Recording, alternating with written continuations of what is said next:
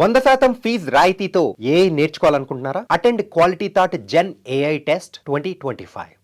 మీరు పుట్టడము ఒక diamond spoon అంటే ఒక రిచ్ మంచి ఫ్యామిలీలో పుట్టాను అని చెప్పేసి అంటున్నారు. కానీ తినడానికి కూడా ఫుడ్ లేని పరిస్థితికి రావడానికి అలా రీజన్ ఏంటి?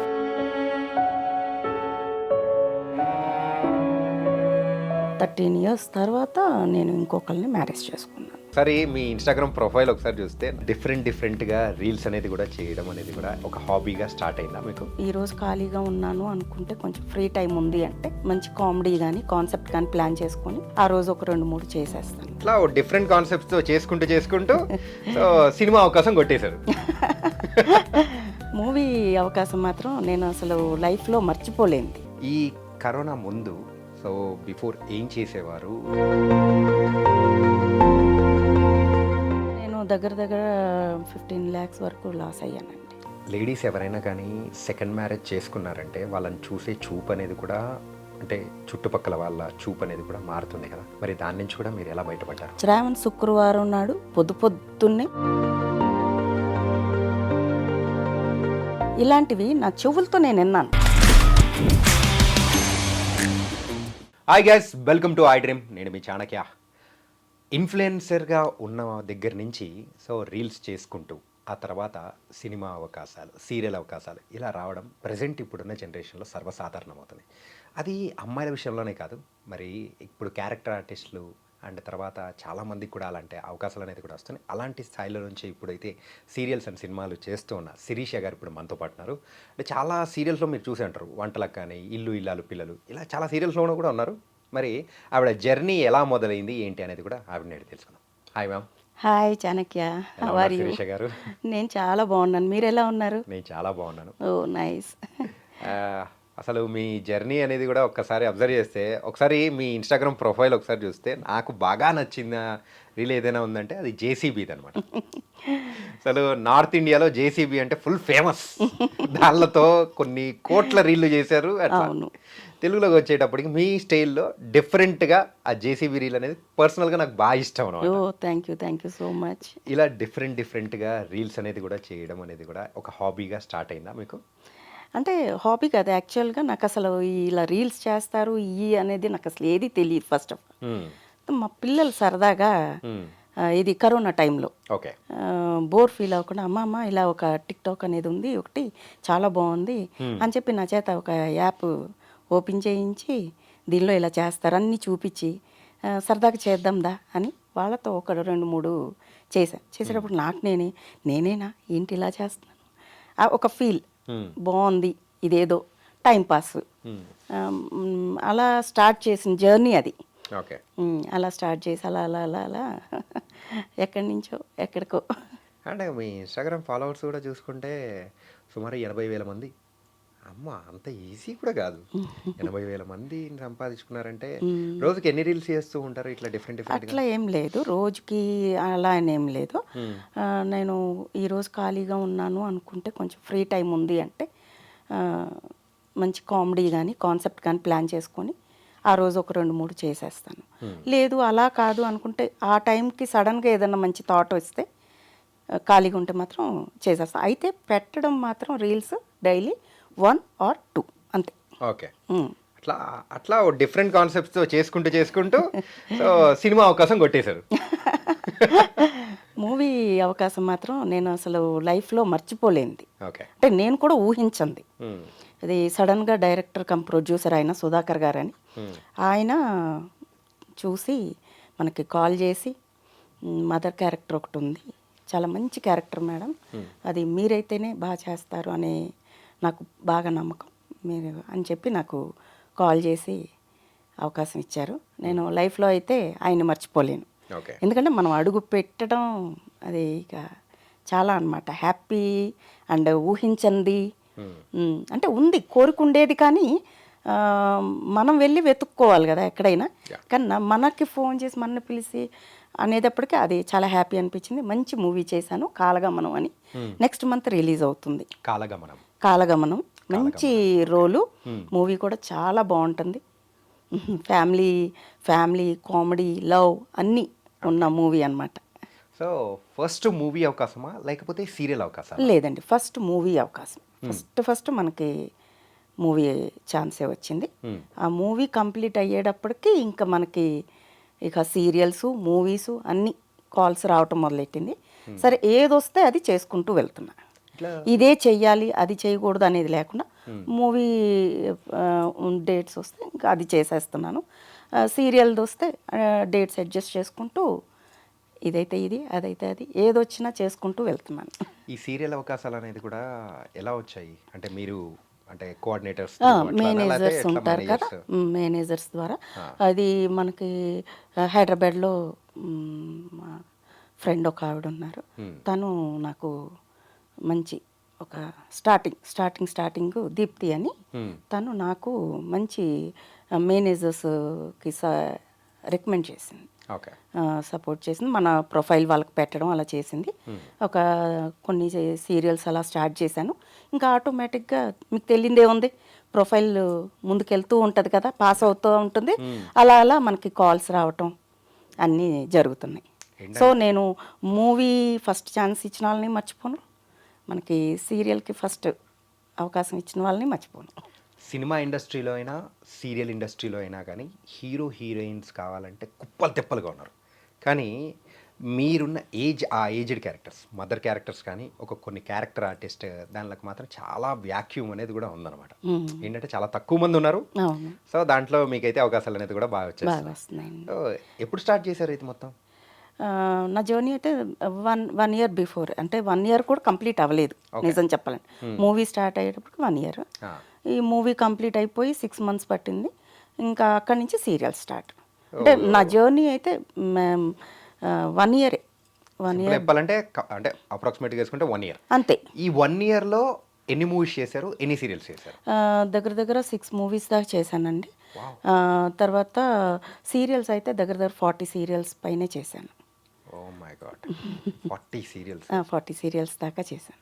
ఓకే, అది మనకి అన్నిటి తోడు లక్ కూడా యాడ్ అయ్యింది అనుకోవచ్చు, మనకు టాలెంట్ తోడు. మరి ఏమో కానీ గ్యాప్ లేకుండా ఏదో ఒకటైతే వస్తూ ఉంది, నేను చేసుకుంటూ వెళ్తున్నాను. ఓకే, ఎక్కడ అయితే ఇంజన్ ఆగట్లేదు, పరిగెడుతూనే ఉంది. అండ్ ఇలా సీరియల్స్ దీనిలో బిజీ అయిన తర్వాత మళ్ళీ మీ రీల్స్ కానీ ఆపేశారా మళ్ళీ? నో, అది అసలు ఆపరా అసలు? అదొక పిచ్చండి. అయ్యో భలే వాళ్ళే. అందుట్లో ఏంటంటే నాది ఎక్కువ కామెడీస్ చేస్తాను దానిలో. అంటే నా కాన్సెప్ట్ ఏంటంటే మనం ఎక్కడ ఉంటే అక్కడ అందరినీ నవ్విస్తూ హ్యాపీగా ఉంచాలి అన్న కాన్సెప్ట్. అందుకని ఏంటంటే చేసే రీల్స్ కూడా ఎక్కువ కామెడీసే చేస్తాను. అంటే మన వీడియో చూసి ఎన్ని బాధలు ఉన్నా కాసేపు హాయిగా నవ్వుకోవాలి, వాళ్ళు హ్యాపీగా అన్న టైప్ ఉంటుంది. సో అందువల్ల ఎక్కువ కామెడీస్ అయి చేస్తా. అది మానండి, సమస్య లేదు. అది మాత్రం రెగ్యులర్గా కంటిన్యూ చేస్తూనే ఉంటాను. అవును, చేస్తా. అంటే నాకు దానికి సపోర్ట్ ఉంది కాబట్టి అలాగా. నాకంటే నాకు నేను ఒక ఇది చెయ్యాలి అంటే నాకు మా హస్బెండ్ ఫుల్ సపోర్ట్ అండి. ఆయన వీడియోస్ తీయటం కానీ దాని ఎడిటింగ్ కానీ మొత్తం ఆయనే చేస్తారు. మనకు దాని గురించి తెలియదు. మనం అదిగో సిరి రామ్మ రెడీ, ఇది కాన్సెప్ట్ అని చెప్తే వెళ్ళి అక్కడ నుంచో నేను అది చేసేసి మళ్ళీ యువతలకు వచ్చేస్తాను.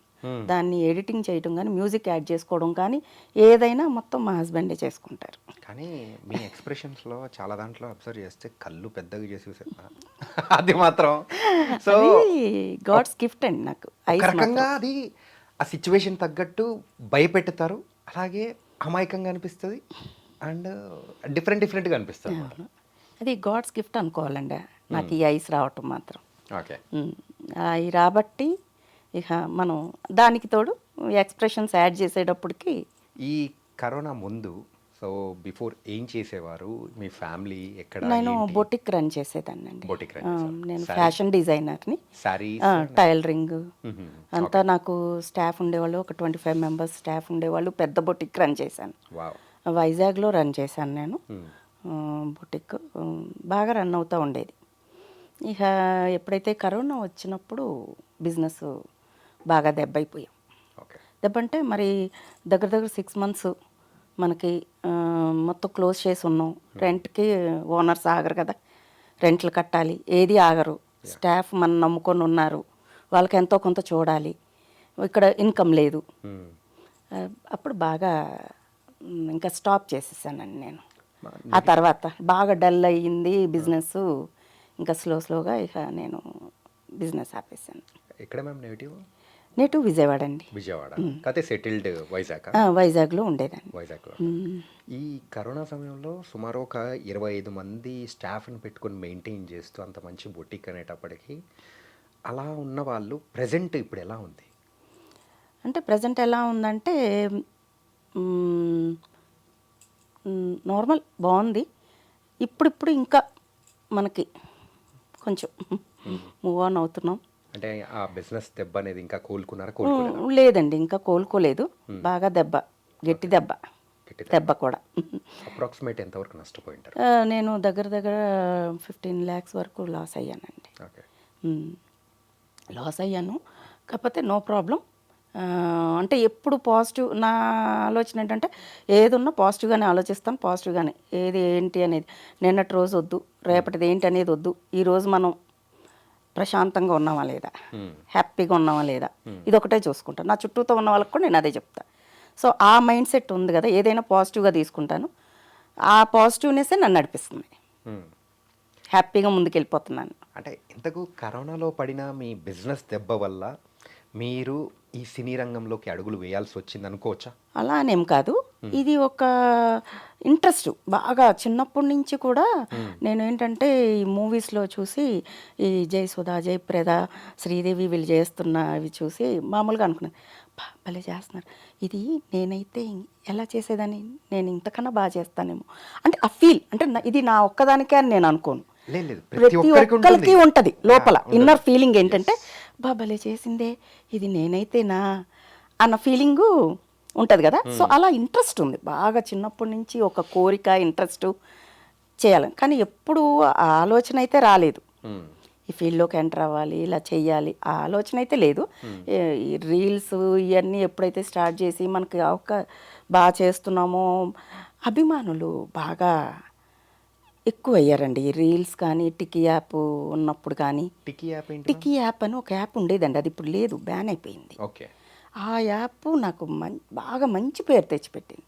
త్రూ అవుట్ సౌత్లో, అంటే నార్త్ వాళ్ళకి బ్లూవీ ఉండేది, ఆ యాప్ చాలా స్ట్రిక్ట్గా ఉండేది. బ్లూవీ రావాలంటే చాలా కష్టం. బ్లూవీ అంటే ఎంతో టాలెంట్ ఉంటే తప్ప రాదు. త్రూ అవుట్ సౌత్లో ఎవ్వరికి రాలేదని నాకు వచ్చింది. సో అప్పుడు నాకు చాలా మంచి పేరు వచ్చింది, ఎక్కువ మంది అభిమానులు సంపాదించుకున్నాను. ఇవాళ ఇలా ఉన్నామంటే సగం ఆ అభిమానుల వల్లే. వాళ్ళు పెట్టే ఆ కామెంట్స్ ఎంకరేజ్గా ఉంటాయి కదా, చాలా బాగా చేశారు, ఇది మీరు చేస్తే చూడాలని ఉంది, ఇలాంటి కామెంట్స్ చూస్తున్నప్పుడల్లా చాలా ఎంకరేజబుల్గా ఉండేది. ఇంకా ఇంకా కొత్తదనంగా ట్రై చెయ్యాలి అన్న ఇంట్రెస్ట్ పెరిగిపోయేది. అలా నాకు. ఓకే. సో అలా మెల్లిమెల్లిగా కొత్త కాన్సెప్ట్స్, రీల్స్ అనేది చేసుకుంటూ కూడా ఇప్పుడు ప్రేక్షకుల్ని అలరిస్తూ. Okay, nice. అంటే ఈ 1 year జర్నీలో ఏం నేర్చుకున్నారు? ఏం సాధించాలని ఒక పట్టుదల అనేది పెరిగింది మెయిన్గా? తెలుసుకున్నదైతే గనక అండి, అంటే ఈ ఫీల్డ్ అనే కాదు, ఏ ఫీల్డ్లో అయినా ఉంటాయేమో బహుశా. చాలామందిని చూస్తున్నాను, చాలామందిని చూశాను. ఎలా ఉందంటే మన ముందు చాలా బాగా మాట్లాడతారు, మన ముందు చాలా మంచిగా ఉంటారు, అసలు నీ అంతటోళ్ళు లేరు అంటూనే ఉంటున్నారు, పక్కకెళ్ళి గోతులతో వేస్తున్నారు. అవి బాగా చూస్తున్నా. ఈ కుళ్ళు, కుతంత్రాలు ఇవి ఎక్కువగా కనిపిస్తున్నాయి. ఈర్ష్య, అంటే ఎదుగుతున్న కొందికి ఇవన్నీ కామన్ అనుకోండి. కాకపోతే ఏమో అవే నాకు అక్షింతలేమో. సో వాటి వల్లే నేను ఇంకా నాకు ఇలా అవకాశాలు వచ్చేసి నేను స్టెప్ బై స్టెప్ ఎదుగుతున్నానేమో అని అలా ఉంటుంది. కాదు, ఒక అమ్మాయి సినిమా ఇండస్ట్రీలోకి వెళ్తుంది అని అంటేనే మెయిన్గా మన ఆంధ్రాలలో కానీ, సో తెలుగు వాళ్ళల్లో, సో యూజువల్గా పేరెంట్స్ కానీ, చుట్టుపక్కల ఉన్న మెయిన్గా బంధువులు కానీ, సో వాళ్ళందరూ ఖచ్చితంగా ఎందుకు అనే అవసరం అని ఇట్లాంటి మాటలు అనేవాళ్ళు ఇంతమంది ఉంటారు. సో వాళ్ళందరినీ దాటుకొని సో ఇట్లా రీల్స్ చేస్తూ నెగిటివ్ వాళ్ళు ఉంటారు, పాజిటివ్ వాళ్ళు ఉంటారు. ఎప్పుడు మనం పాజిటివ్ తీసుకుంటే మనం దాని తగ్గట్టే వెళ్ళిపోతుంటాం. నెగిటివ్ అనే వాళ్ళు కూడా పక్కా ఉంటారు. సో బాధపడిన సందర్భాలు కానీ, ఇలాంటి బంధువులు కానీ ఇలా ఎదురయ్యాయా? చాలా ఫేస్ చేశాను. ఓకే. యాక్చువల్గా నేను గోల్డెన్ స్పూన్తో పుట్టాను. గోల్డెన్ స్పూన్ కూడా కాదు, డైమండ్ స్పూన్తో పుట్టా. వావ్. ఆ, అలాగే చెప్పుకోవాలి, ఎందుకంటే నేను అలా పుట్టాను. ఓకే. కానీ చాలా చూశానండి. ఆ, అన్నీ పోగొట్టుకున్నాం, ఆ, మనుషుల్ని పోగొట్టుకున్నాం, కళ్ళ ముందే అయిన వాళ్ళందరినీ చనిపోవటం చూశాను. మళ్ళీ బంధాలు బంధుత్వాలు దూరం అయిపోయారు. నా అనుకున్నా, అంటే నా కుటుంబం, నా ఫ్యామిలీ, నా వాళ్ళు అని నేను అనుకున్నా, కానీ అందరూ అనుకోలేదు. సో అందరూ కూడా అలా అనుకుంటారని మనం అనుకుంటాం, కానీ అందరూ అనుకోరు. సో తర్వాత రియలైజ్ అయ్యాను, ఓహో నా అనుకున్నది కూడా నావి కాదు, నేను అనుకున్నాను అలా, అందరూ అనుకోలేదు. అట్లా అవి దూరమైనవి, అందరూ దూరం అయ్యి ఏకాకిగా తినటానికి జరగని రోజులు కూడా దాటొచ్చాను. ఎన్నో స్ట్రగుల్స్ నా లైఫ్లో ఎన్నో ఫేస్ చేస్తే ఇవాళ ఇప్పుడు ఇక్కడ ఇలా ఉన్నాను. కానీ మ్యామ్ మీరు పుట్టడము ఒక డైమండ్ స్పూన్ అంటే ఒక రిచ్ మంచి ఫ్యామిలీలో పుట్టాను అని చెప్పేసి అంటున్నారు. కానీ తినడానికి కూడా ఫుడ్ లేని పరిస్థితికి రావడానికి అలా రీజన్ ఏంటి? అంటే అది కూడా మీకు ఇష్టమైతే చెప్పండి, లేకపోతే ఏముంది, business loss plus family support. ఇప్పుడు ఎప్పుడైనా నేను ఇది ప్రతి ఒక్కరికి చెప్తాను, ఒక ఆడపిల్లకి అయితే తండ్రి సపోర్ట్ ఉండాలి, లేకపోతే బ్రదర్ సపోర్ట్ ఉండాలి, ఇవన్నీ కాకపోతే హస్బెండ్ సపోర్ట్ ఉండాలి. ఈ మూడిట్లో ఒక్కళ్ళన్నా ఉండాలి సపోర్ట్గా. ఈ మూడిట్లో ఏ ఒక్కటి లేకపోయినా ఆడపిల్ల జీవితం మాత్రం 100% బాగోదు లైఫ్.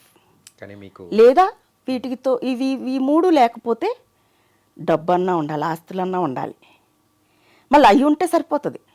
ఈ మూడు లేకపోయినా ఆడపిల్ల నెట్టుకొచ్చేస్తుంది. కానీ ఒక ఆడపిల్లకి వీటిలో ఏదన్నా ఒకటన్నా ఉండాలి. సో నేను అట్లా అన్నీ కోల్పోయాను, చాలా కోల్పోయాను. హస్బెండ్ని కూడా కోల్పోయి చాలా స్ట్రగుల్స్ ఫేస్ చేసి పిల్లల్ని కష్టపడి పెంచుకొని చాలా స్ట్రగుల్స్ ఫేస్ చేశాను.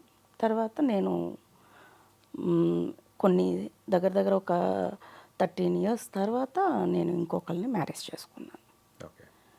ఇప్పుడు ఆయన సపోర్ట్ వల్లే నా ఇష్టాన్ని గౌరవించి, నాకు ఇష్టం అని చెప్పి నా ఇష్టాన్ని గౌరవించి నాకు సపోర్ట్ చేస్తూ నా వెంటే ఉంటూ నేను ఏది చేసినా నాకు తోడు నీడగా ఉంటూ నన్ను ముందుకు నడిపిస్తున్నారు. సో అది నా లైఫ్లో టర్నింగ్ పాయింట్, నాకు మంచి సపోర్టు.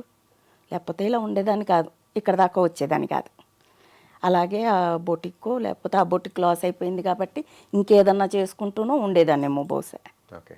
సో ఇట్లా అంటే ఈ మూడు సపోర్ట్ అనేది కూడా మీకు దొరక్క, అంటే మీరు అన్నట్టు అది నిజం.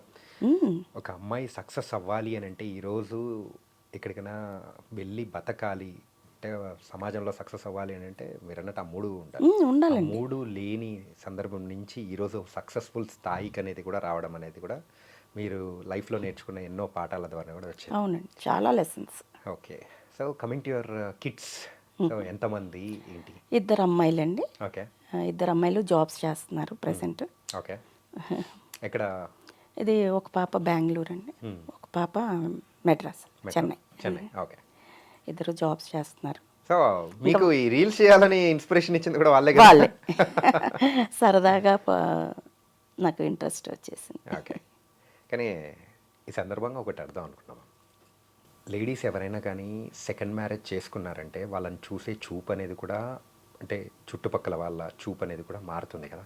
మరి దాని నుంచి కూడా మీరు ఎలా బయటపడ్డారు? చాలా ఫేస్ చేశానండి. మ్యారేజ్ కాకముందు కొన్ని స్ట్రగుల్స్ ఫేస్ చేశాను. ఒంటరి లైఫ్గా ఉండటం వల్ల ఏంటంటే మనం ఎదురు వస్తే ఊరుకునేవాళ్ళు కాదు. అసలు నేను డైరెక్ట్ ఫేస్ చేశాను. శ్రావణ శుక్రవారం నాడు పొద్దున్నే బయటకు ఎవడు రమ్మన్నాడేమని వచ్చింది ఎదురు. మాకు అప్పటి నుంచి మాకు బాగాలేదు. ఇలాంటివి నా చెవులతో నేను విన్నాను. అట్లా ఎన్నో, ఒకటి కాదు చెప్పుకుంటూ పోతే చాలా ఫేస్ చేశాను. అట్లా చాలా స్ట్రగుల్స్ ఫేస్ చేశాను. కానీ అలా అని మళ్ళీ మ్యారేజ్ చేసుకున్న తర్వాత ఏమైనా ఆగుతాయా? తప్పు. బంధువుల్లోనే అన్నారు, చాలా తప్పు. మన ఇంట వంట ఉన్నాయా, ఇంక చచ్చేదాకా అలా ఉండాలి కానీ భర్త పోతే ఇంకో పెళ్లి చేసుకోవడం ఏంటి అన్నాళ్ళు ఉన్నారు. నాకైతే సపోర్ట్ అయితే ఎవరు రాలేదండి, తప్పనే అన్నారు. ఇవాళ అన్నవాళ్లే మళ్ళీ మన దగ్గరికి వస్తూ ఉన్నారు, మా వాళ్ళు చూస్తున్నారు అని అంటూ ఉన్నారు. చూస్తున్నారు నా ఎదుగుదలను చూస్తున్నారు. యా, తప్పు అన్న వాళ్ళందరూ కూడా ఇవాళ నా ఎదుగుదల చూస్తున్నారు. హస్బెండ్ ఇచ్చే సపోర్టు చూస్తున్నారు, తోడుగా ఉండి. ఓకే. కానీ ఉండాలండి. నేను ప్రతి లేడీస్కి చెప్పేది ఏంటంటే, ఒకవేళ హస్బెండ్ ఏదన్నా పరిస్థితుల వల్ల దూరం అయినా, చనిపోయినా, డైవర్స్ అయినా, ఏదేమైనా కానీ ఇంకో మ్యారేజ్ చేసుకోవడం అయితే తప్పు కాదండి. తోడు కావాలండి. ఒంటరిగా అయితే ఆ మహిళ లైఫ్ని లీడ్ చేయలేరు. చాలా కష్టం. అది 2 కిడ్స్తో, 2 అమ్మాయిలతో లైఫ్ని లీడ్ చేయడం అంటే చాలా కష్టం. చాలా దెబ్బలు చాలా తగులుతూ ఉంటాయి. చేసుకోవాలి వాళ్ళు. నేనైతే ఇది చెప్తాను, చేసుకుంటేనే తోడు నీడ మంచి చెడు ఏదేమైనా కానీ సపోర్ట్ అనేది ఉండాలి పక్కన. ఇప్పుడు బాగున్నామండి, ఇప్పుడు అన్నీ బాగున్నాయి, సహకరిస్తున్నాయి బాడీ అంతా. ఫ్యూచర్ ఎలా ఉంటామో, హెల్త్ బాగోదు, మరి ఎవరు మనకి చూసేవాళ్ళు ఉండొద్దా? తోడు చూసుకోవడంలో తప్పులేదండి. నైస్.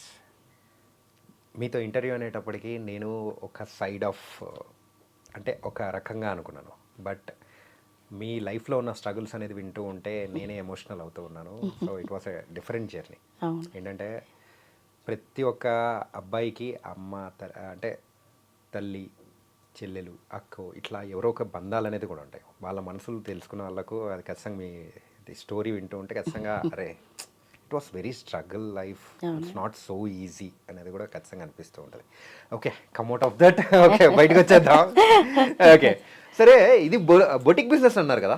ఈ బొటిక్ బిజినెస్ విషయానికి వచ్చేటప్పటికి కరోనా తర్వాత శారీస్ కానీ అండ్ సో ఇవన్నీ బిజినెస్ అనేది కూడా ఆన్లైన్లో ఎక్కువైపోయాయి. యా, మీరు ఎప్పుడు అనుకోలేదా సో అట్లా ట్రై చేద్దాము అని చెప్పి? అసలు మనం ఏమో అంటే ఏమంటారంటే ఆ కరోనా దెబ్బకి అమౌంట్ చాలా లాస్ అయిపోయాం. ఇంకా మళ్ళీ మనకి ఇన్వెస్ట్ చేయడానికి మనీ ఉండాలి కదా. ఓకే. ఇప్పుడు అప్పుడు ఫ్యామిలీ నడవటం ఎలాగా? ఉన్న డబ్బులతోనో అప్పులు చేసో లాగాల్సిందే. ఫ్యామిలీ నడవాలి, స్టాఫ్ మనల్ని నమ్ముకొని ఉన్న వాళ్ళని వదిలేయలేము. వాళ్ళకి ఫ్యామిలీ ఉంది, ఇంట్లో ఉన్నారు. కరోనా టైంలో మనకి రావట్లే, వర్క్కి రారు. మరి వాళ్ళ ఫ్యామిలీ ఎలా నడుస్తుంది? మనల్ని నమ్ముకొని ఎన్నో సంవత్సరాల నుంచి ఉన్నారు స్టాఫ్. సో వాళ్ళని చూసుకోవాలి. సో ఇవన్నీ ఎక్కడి నుంచి వచ్చినాయి ఇన్కమ్? మనం మళ్ళీ తర్వాత ఎక్కడి నుంచి వస్తుంది మళ్ళీ బిజినెస్ కంటిన్యూ చేయడానికి? సో అలా బ్రేక్ పడిపోయింది. ఓకే, ఇన్వెస్ట్మెంట్ లేకే బ్రేక్ పడిపోయింది. అంటే ఇప్పుడు ఏమన్నా ఇప్పుడు మంచి ఇప్పుడు కొంచెం పాజిటివ్లోకి వస్తున్నారు కాబట్టి మనదంతా అన్ని దెబ్బలు తిని ఉన్నాం కదా. ఫుల్ మైండ్ అంతా పాజిటివ్ మైండ్, పాజిటివ్గా అన్ని పాజిటివే జరిగేవి కూడా అన్ని పాజిటివ్గానే జరుగుతున్నాయి. ఓకే. అంటే ఇలాంటి టైంలలో ఏమన్నా అట్లాంటిది ఏమన్నా మళ్ళీ ప్లాన్ ఏమన్నా? లేదండి, ఏం లేదు, ఇంకా లేదు. హస్బెండ్ సపోర్ట్ ఉంది ఇప్పుడు కొంచెం. తర్వాత ఇప్పుడంతా కాన్సన్ట్రేషన్ అంతా దీని మీదే. అంటే ఒకటి అడగనా? సో నాకు పర్సనల్గా ఎక్స్పీరియన్స్ అయింది, మీకు కూడా. సీరియల్స్ చూసేవాళ్ళు కొంతమంది లేడీస్ ఏంటంటే కట్టుకున్న శారీస్కో అంటే ఆ డ్రెస్సింగ్ గురించి కూడా చూస్తారని తెలుసా? యాక్చువల్గా బాగా చూస్తాం. చూస్తారా? అంటే వాళ్ళు చూస్తారని కాదు, మేమే చూస్తాం కదా. ఓకే. ఇప్పుడు నేనున్నాను, సపోజ్ రీల్సే చూడనివ్వండి, టీవీలో సీరియల్సే చూడనివ్వండి, మూవీసే చూడనివ్వండి, మేము లేడీస్కి మాకు అది పుట్టుకతో వచ్చిందండి. భలే వాళ్ళే, అది మేము డెఫినెట్లీ చూస్తాము. ప్రతిదీ, ఆ శారీ కట్టే స్టైలు, ఆ శారీ ఏంటి, ఆ కలర్ ఏంటి, అది ఎక్కడి నుంచి వచ్చింది, ఆ పెట్టుకున్న జ్యువెలరీ, హెయిర్ స్టైలు, ఆ గెటప్, టోటల్ ఇదే గెటప్ నాకెలా ఉంటుంది, మరి ఇవన్నీ ఊహించుకుంటాం కంపల్సరీ లేడీస్. నాకు పర్సనల్గా ఎక్స్పీరియన్స్ అయింది మా బంధువుల్లో అనమాట. ఏంటంటే మా మేనత్త గారి ఇంటికి వెళ్ళినప్పుడు వాళ్ళ అత్తగారు అనమాట ఏంటంటే సీరియల్స్ చూస్తూ ఉంది. ఏం చూస్తున్నావు అమ్మా అంటే, అదో ఆవిడ కట్టుకొని వచ్చిన శారీస్ భలే ఉంటాయిరా, సో ఆ శారీస్ కానీ చూస్తాము అంటే నువ్వు సీరియల్ స్టోరీలు చూడవు అని చెప్పి అంటే అవన్నీ మాకు సంబంధం లేదు, వాళ్ళు కట్టుకొని వచ్చేది కావాలంటే.